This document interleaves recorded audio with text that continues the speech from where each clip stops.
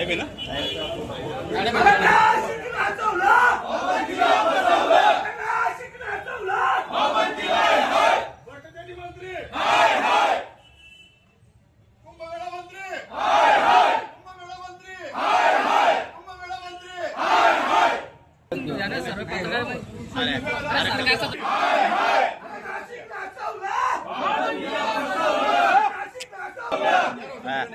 अरे कसं काय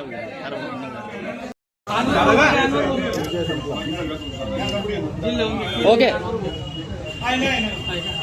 काय झाला तुमचा ठीक कुंभमेळा मंत्री कुंभमेळा मंत्री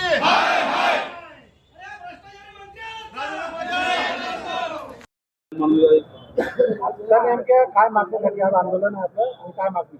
आज आम्ही महाविकास आघाडीच्या वतीने मंत्री नामदार गिरीश महाजन यांचा राजीनामा घेण्यासाठी हा मोर्चा काढलेला आहे आणि त्याचं कारणही आहे.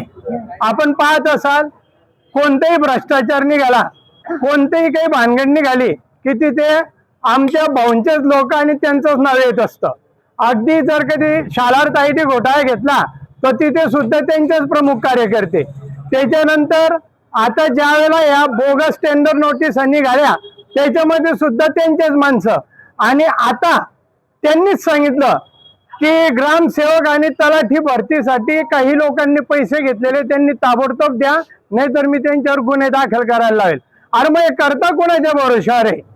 जर आपण विचार केला तर त्याच्यामध्ये दुसऱ्या कोणत्याच माणसाचं नाव येत नाही. आणि कुठेही बघा तुम्ही काही भानगड निघाली, काही असं प्रकरण निघालं तर तिथे आमचे भाऊ आणि त्यांचे माणसं याच्याशिवाय तिसरं नाव येत नाही. आणि एकाने तर चांगलं वर्णन केलेलं आहे, अखिल भारतीय कुंभमेळा वृक्षतोड संघटनेचे अध्यक्ष मला नाही आबरून मी कशाला घाबरू, तसं त्यांचं चालू आहे. म्हणजे लोक तुमचे आणि तुम्ही कारवाईचे आदेश देत आहे, मग त्यांना आधीच ओळखा ना, कशासाठी तुम्ही त्यांना एवढं करू देत आहे.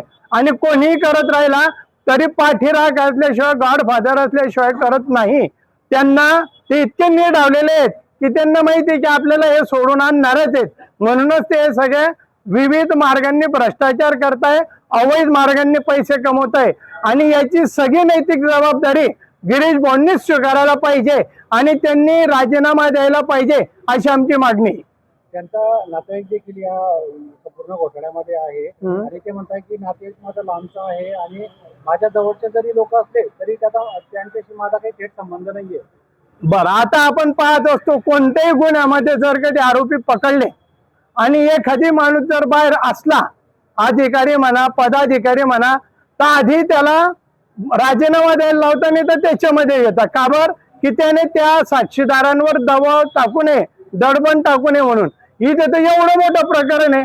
बरं, आत्ताच परत कळलं मला काही 2000 कोटीचे का काही कामं जे रस्त्यांचे चालू आहे नाशिकचे, 200 कोटी का 2270 कोटीचे जे कामं चालू आहे नाशिकचे त्याची चौकशी लावावी लागलेली. अरे मग चौकशी लावावी का बरं लागते? तुम्ही जर एवढे धुतल्या तांदळासारखे दाखवत आहेत तर कामच नीट दर्जेदार करा ना. तुम्ही जर काम दर्जेदार केलं, तुम्ही जर वचक ठेवला तर निश्चितच ते कामं चांगले होतील. आणि सगळी नैतिक जबाबदारी त्यांचीच आहे. म्हणून आम्ही महाविकास आघाडी मार्फत त्यांनी राजीनामा द्यावा आणि मगच चौकशी करावी अशी आमची मागणी आहे. या सर्व कथित घोटाळ्यांमुळे जामनेरचं नाव बदनाम होतंय का? नाही, जामनेरचं नाव तर त्यांच्या दृष्टीने मोठं झालं असेल, पण सर्वसामान्य जनतेच्या दृष्टीने नाव बदनाम होतंय. म्हणजे आपल्याला बाहेर गेलं तर जामनेर सांगताना लाज वाटते. मंत्री गिरीश महाजन यांना वरद असतं कुणाचा नेमका? आता त्यांनी सांगितलेलं आहे की मी पंढरपूरला आलो, पंढरपूर पावला, देवाचीच कृपा आहे. पण कोणत्या देवाची कृपा आहे आपल्याला सगळ्यांना माहिती आहे.